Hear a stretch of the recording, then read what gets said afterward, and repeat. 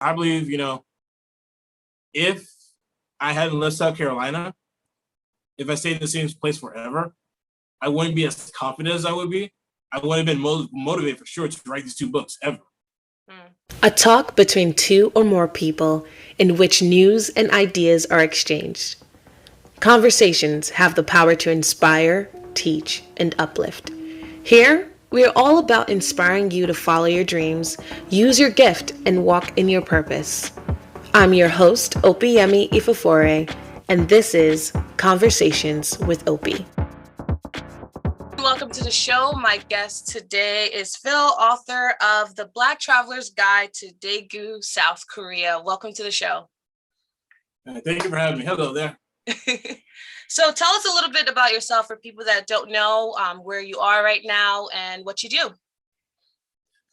So my name is Phil. I'm from South Carolina, but I live in South Korea. I've been here since 2016, May 2016, so it's been 5 years. Currently, I work as an ESL teacher. I've been doing this mostly. I worked in private English academies during my time in South Korea, and I switched over to public school back in 2020. And I'm currently working in an elementary school in a small town called Uljin in South Korea. Nice. So I want to actually just get right into the title of your book. It's called The Black Traveler's Guide to Daegu, South Korea. Why label it as Black Traveler? Why can't it just be The Traveler's Guide to Daegu? Fair enough. I actually gotten that question many times before too, actually. So one of the reasons I focused on Black Travel now, I just want to make this clear. Anybody is welcome to read it. So it's still designed that anybody can read it. But the reason is for most tailored to somebody who looks like us is because, let's be honest, Black people don't really travel as much, especially African Americans. And it's funny enough, when I began doing my first book to The Black Traveler's Guide to Incheon, I asked people around, some other Black people I knew, I asked them, how many people that you knew that traveled abroad that wasn't military? A lot of them couldn't give me a good answer. Like they also said they didn't know anybody, including myself. Like at least me growing up, as far as I know, I don't know anybody who's traveled abroad that wasn't through the military at the time. Okay. And another reason I focus on Black travel because when it comes to travel in general, Black people face a totally different experience than any other demographic, for sure. We get more looks than any white person. That's just going to happen, especially when it comes to Asia, too, for sure. And another reason is because my content is more encouraged to try to get more Black people to travel. It's because when you look at like the travel space in general, like, YouTube, Instagram, TikTok, most of them are from a white perspective, right? White travel content creators. And some of them are good stuff. They have some great material. But again, a Black person, like somebody looks like me with my skin tone, my hairstyle, I'm going to have a totally different experience than a white person, than a white guy named Hunter, going to the same country in Asia. And so since nobody created some type of content like this, I figure I just throw my head in the ring, give it a shot. Basically creating your own niche on a specific demographic traveling. Right. And another reason that kind of pushed me into this because I remember reading this article about this. I think it was called the Mandela Market Research Institute. They said they did a 2018 study that said African American tourism has the potential to be about a $6 to $8 billion industry. And he's right, because during the late 2010s, you've seen a lot more Black people traveling around the world, more than ever before. And of course, I'm like, yeah, that's right. I'm a business major too. I'm like, okay, yeah, no, I can see definitely the business opportunity, for somebody again to make some money on this. And especially now, post-COVID, post-when it's safe to travel, it's going to blow up even further. Right. So you mentioned, that there wasn't a lot of, at least from your perspective, people that you knew that traveled a lot, especially Black travelers. So what inspired you to not just travel? Because you could have gone anywhere. You could have said, I want to travel to Europe. I want to travel to somewhere in Africa. Yeah. But you chose Asia of all places. Why that specific continent? Well, I always had a fascination with Asia, especially because of anime. Like many kids, 90s kids, I grew up watching Toonami, Dragon Ball Z, Pokemon on the Cartoon Network. So I always had interest in Japan. Mm-hmm. And I never figured out how can I go to Japan without going to the military, because that's the only thing I knew how to do it at the time. And so when it came to I was in my last semester of college in 2015, fall 2015. And, so many years of college, you're trying to find a job, looking everywhere, just couldn't find nothing. And then one day I came across this listing about teaching English in South Korea. And I thought, okay, let me look into that. And so I studied, did my research, looked at both, I compared between Japan, Korea, and China. And I thought, okay, let's go with Korea. This seems like, a good stepping stone. Plus they have better, I guess they benefits, more attractive, because Korea's always been known to attract people to teach English. Okay. So that's like, stable. It's like one of the more well-known places to do so. And you mentioned, like, your book basically is your travel guide is you mentioned many cities, but you said Daegu is very unique and special. Why did you choose Daegu as a travel guide, a focus, rather than Seoul or Busan? Fair enough. So for those who know, Seoul is the capital of South Korea, and Busan is the second largest city, coastal city on the southeast. So it's the second largest city with more people living there too. One reason I didn't want to do Seoul or Busan is because the market is pretty oversaturated, and I felt as though if I really wanted to differentiate myself from anybody, because if you look online, like posts, books, you can find almost anything about Seoul and Busan. So I felt like there would be no challenge. There's no, I guess, thrill to do something different. Mm-hmm. And so I figured, okay, let me try Daegu. Plus, I actually used to live in Daegu, so I'll admit there's a bit of bias in there. If I try to keep it the minimum. And I actually lived there for a year, and it's one of my favorite cities I've lived in. And so I figured, okay, let me start here. And then, of course, again, I was for my 2 books, I focused on Incheon and Daegu. These are more like a test try to see, okay, this is a type of demand for content, because I don't want to waste time and money researching, going to different locations. If I wrote a book just on Seoul, and it didn't sell well, it didn't pop off. So I figured, okay, if I do like a smaller city, then there's not going to be like a huge loss. Okay. And so we talked briefly about you doing the ESL program. How did you go about? You said you researched, you saw, you heard about it, but what steps did you take to actually make it something that feasible, something that you could actually do? For one, honestly, you got to take a look at the list of requirements, what you got to do, how to get, because I'm on what's called an E2 visa E2 visa, so for English teachers. Okay. So you got to make sure you, like, if you're into going to South Korea, you got to make sure you have a clean background, no priors, nothing. Make sure you got all your documents together on time. You passport, you need oh my gosh, losing myself in my head. University transcripts and other documents, that necessary documents and such. And of course, search around which option is the best way to do it. Do you want to go to the public school route or the private English academy route? Like most people typically, including myself, I went the private English academy route because it's much easier to get into than public school. And this is pre-COVID times too.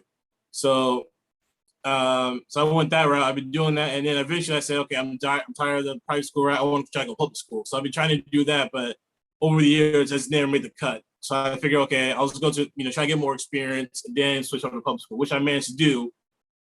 I was actually in a city called Andong, which is about an hour and a half north of Daegu.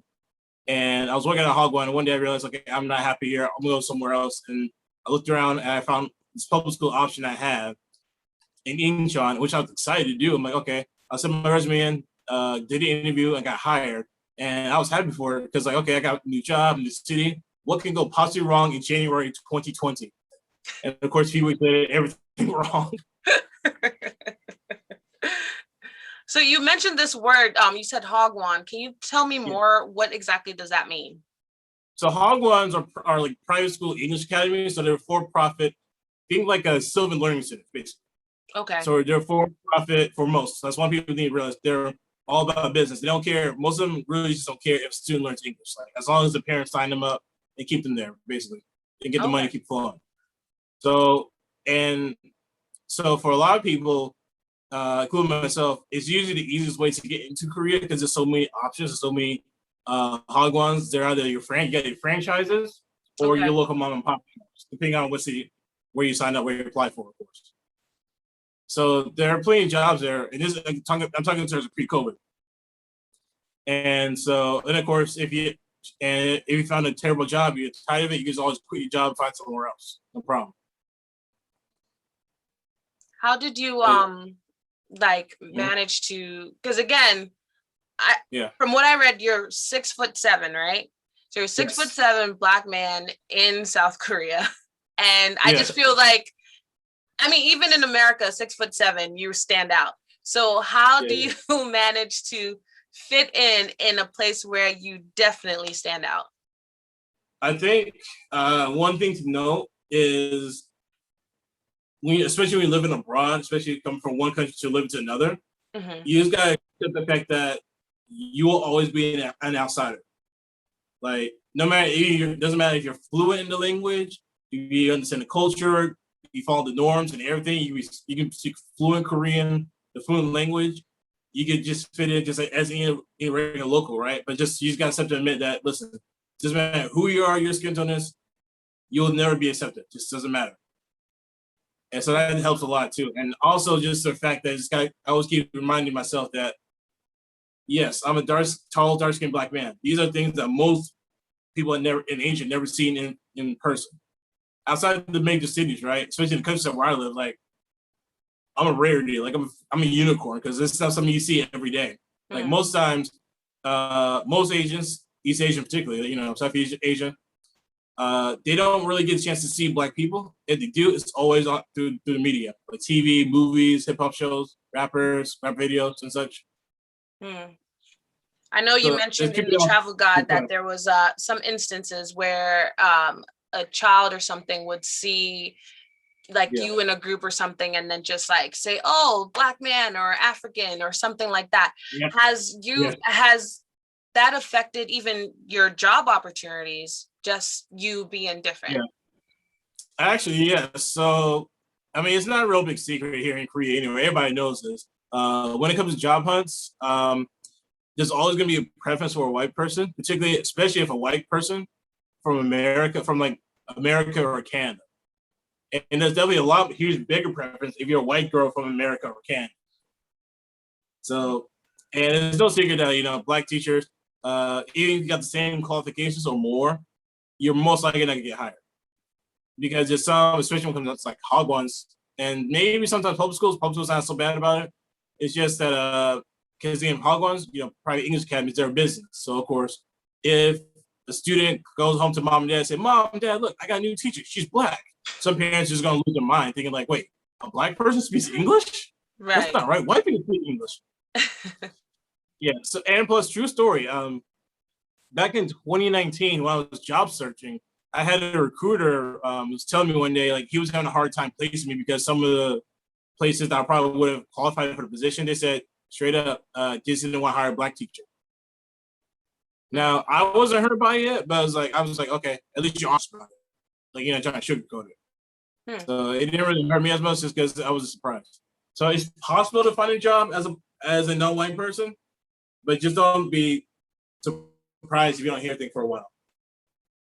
Has any of your beliefs changed from like when you first got to South Korea to now? Like there was something that you thought this is how everything's going to work, and now you're like, nope, that is completely 180, not what I thought it would be. No, it's funny enough. I actually remember I originally came to Korea with the intention of save money, pay off my student loan debt. 5 years later, I haven't done none of that. I feel miserably at that. And I thought myself that eventually I'll probably stay for a year or so and then come back home, go back to the US. Okay. But I didn't change either. Like, I personally don't plan to move back to the USA. Wow, that's big. I mean, when was the last time that you saw your family? Once our family actually went back to the US the first time back in February 2019. Went to Alabama, visited their grandma, aunts, family on the mom's side. And they haven't seen me in a year. So of course it was kind of nice to be back in the US. It was nice to be able to go close shopping for once. That I'll admit to. And buying American snacks and stuff. But yeah, I mean, it was nice, but I just don't see myself moving back. Because when I left living abroad, it's just, like I said, it's like, I feel complete. Like, I feel like this works for me, being an expat. Hmm. Like, there's some people who just need to be around their family 24/7. They have to be close to them. Me, I'm a bit introverted, so I don't mind being an expat. Of course, I got friends, people I hang out with, but I don't need that whole family thing. Like, it's just not for me. I just don't care for them. Of course, I'm still close with family members, still talk to them, but the idea of, for me at least, living close to family is just like, it just doesn't make sense to me. So getting out there, what motivated you to? I know that, you talked about job hunting and everything, but how did you get the confidence to take this big leap and be in an environment that is not something that you're used to? This is not your native country. It's not your native tongue. How did you just do it? Honestly, I wanted to lie. I was scared when it came up. It was the time of getting closer and closer for me to leave. I got scared like anybody else would. But what pushed me, one, I needed a job. I needed to get my mom's house for one. That was a big motivation. That was big motivation. But that was one of them. But also, for me, I didn't want to be stuck living in the same place for the rest of my life. Like, some Americans, they just live in one city or one state for the rest of their life. They never live anywhere else. And, it always boggles my mind. There are some Americans who are proud of that fact too. Like, I mean, there's nothing wrong being proud of your hometown, but it's like, why don't you just go live somewhere else for a while? Live somewhere that's different from you. Right. See a little bit more of the world, and then you can come back. You can always come back home. Exactly. You're gonna come back later when you're like in 30s, 40s. It's like, why you're in 20s? It's like, go live somewhere else. Get out of your state. Get out of your city. Like, go somewhere else. Go live somewhere else, and then, like you said, you can always come back later if things don't work out and reset. That's fine. But at least you did. At least you left it. You left your spot. Where you're from. Right. But and also due to the fact that I always want, like I said, I always want to do something. I'm a type of person like to do is different outside the norms and stuff. And the idea of living abroad just attracted me to me because again, I always wanted to travel, and just the idea of living in one country, especially in Asia, South Korea, like it's a good spot, hub spot to travel to other places in Asia. And of course, I traveled a few times. Of course, I haven't traveled last year or this year at all. But and it's funny enough, I remember for one of my friends, I always tell us in my interviews, there's a friend of mine, Jamal, we were talking one day, and we're seniors, about to graduate college, just finished college, right? And he was telling me how his dad was telling him that you need to leave South Carolina, like go live somewhere else because there's nothing here for us, like for you. And so he left South Carolina to go to Florida to further his goals, and now because he left South Carolina, he's able to work for many sports organizations, and now he's working for Florida State University for the sports team. Wow. And he's the camera guy. So he's down on the fields, shooting the shot, taking pictures of the players and stuff. Wow. And yeah, which is really impressive. I'm proud of him for his success. And I believe, if I hadn't left South Carolina, if I stayed in the same place forever, I wouldn't be as confident as I would be. I would have been motivated for sure to write these 2 books ever. But, yeah. That's really good. Yeah, you're right. Sometimes I think it's important to get out of your comfort zone. You can get too comfortable and too settled in because you know where everything is. So you just need to really get out there and try to figure yourself out of this new place. Exactly. It's funny enough, like a few years ago, I was trying to tell one of my good cousins we are close to, I was trying to tell her, because she works as a teacher, elementary school teacher in South Carolina.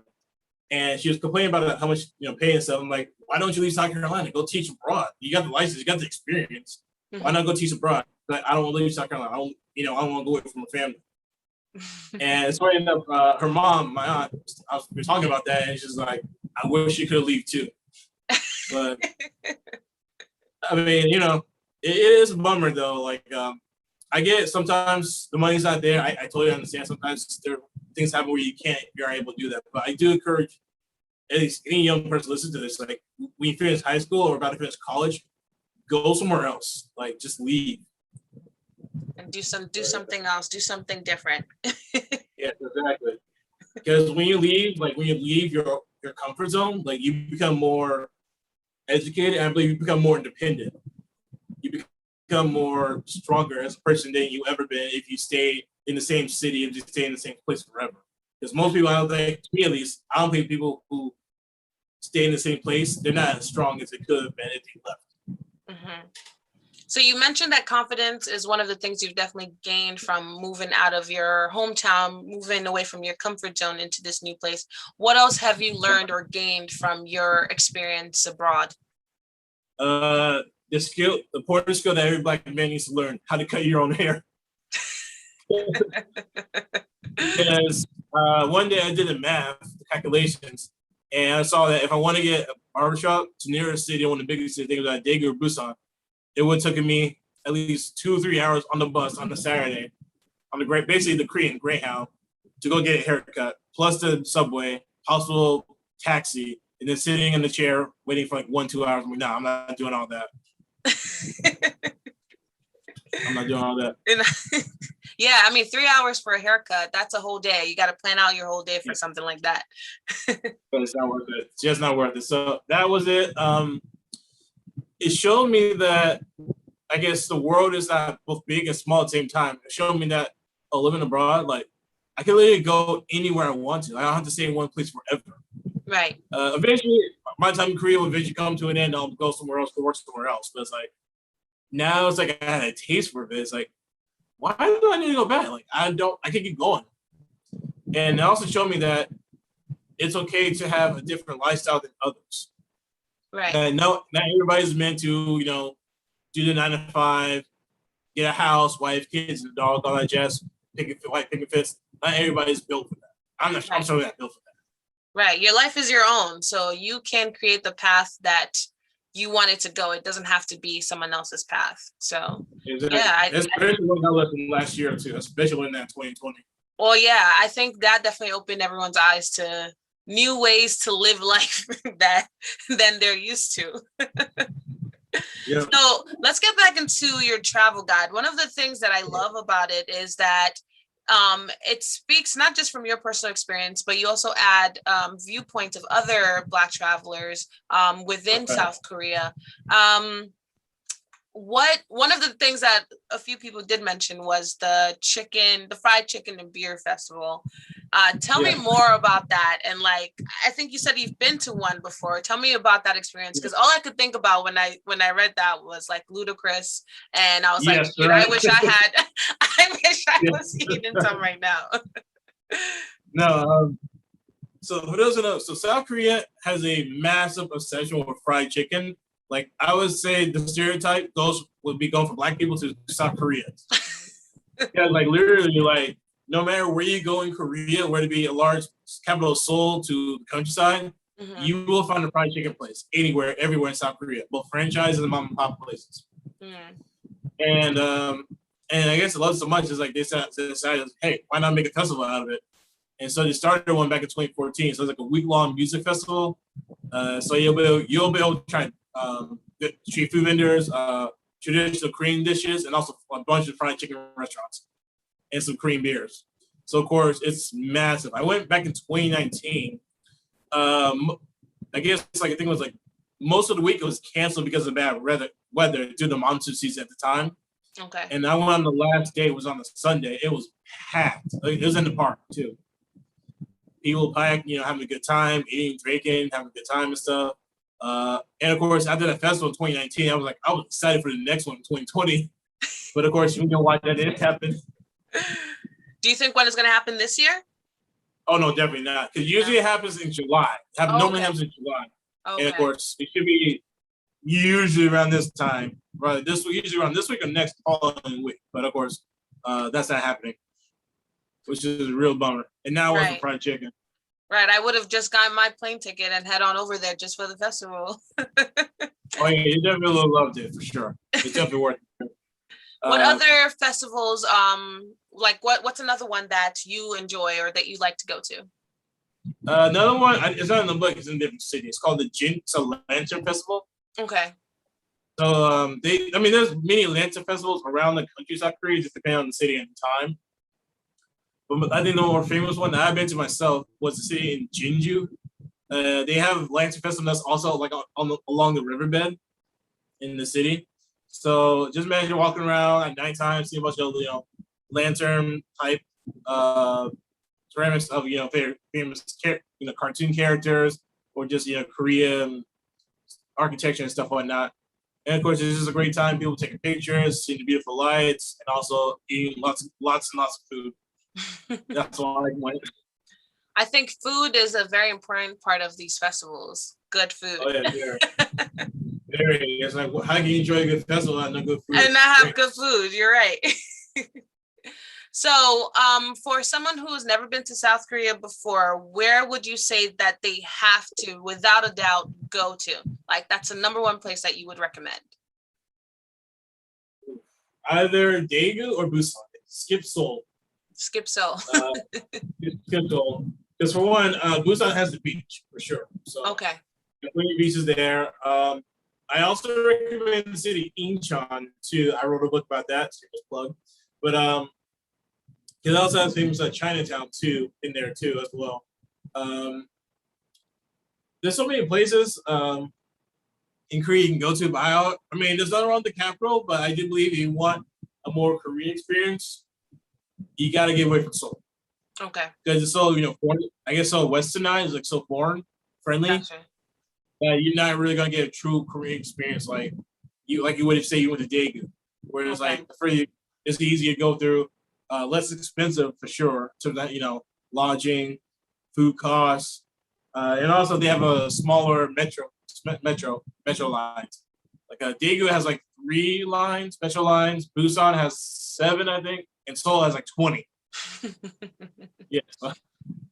So Seoul is probably more catered towards foreigners and tourists, and then those smaller ones are more focused, more Korean, more traditional.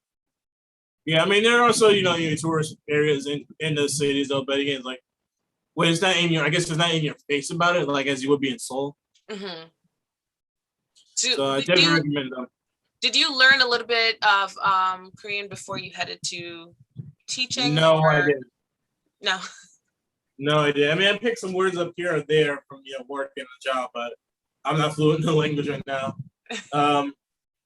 Another thing I have done in over 5 years, besides not saving money, is not learning the language. Okay. I'm really just it's just you gotta have that motivation to try to do so. But it's like as you I can say, we work at 9 to 5, especially when we work with students. If you work with children, you understand for sure. Mm-hmm. Like when you get out, when kids go home, when 5 o'clock kids like I'm tired, I just want to go home and do nothing else. So do you plan, you said you plan on living here for a long time, so I'm sure you'd be able to pick up some Korean before you know it. Of course. Eventually we'll learn some more Korean. So tell my viewers where they can find your travel guide and how they can keep in touch with your adventures in Korea. Sure. So my book, 2 books, The Black Traveler's Guide to Incheon, Incheon, Incheon, and The Black Traveler's Guide to Daegu. Daegu is Daegu. Both books are available on Amazon right now in ebook formats. You can follow me at the Blerd Explorer on Instagram right now if you want to see what I'm up to. And you got any questions about travel or just want to chat, see what I'm up to, just follow my Instagram at the Blerd Explorer.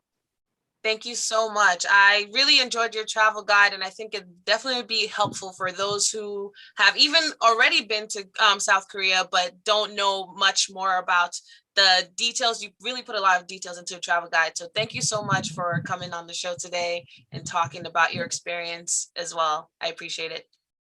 No, thank you for having me. All right, everyone. Thank you so much for listening. Until next time. Bye. Take care now. Enjoyed today's episode? Be sure to like and subscribe to my channel and turn on the notification bell so that you can stay up to date on the latest episode of Conversations with Opie.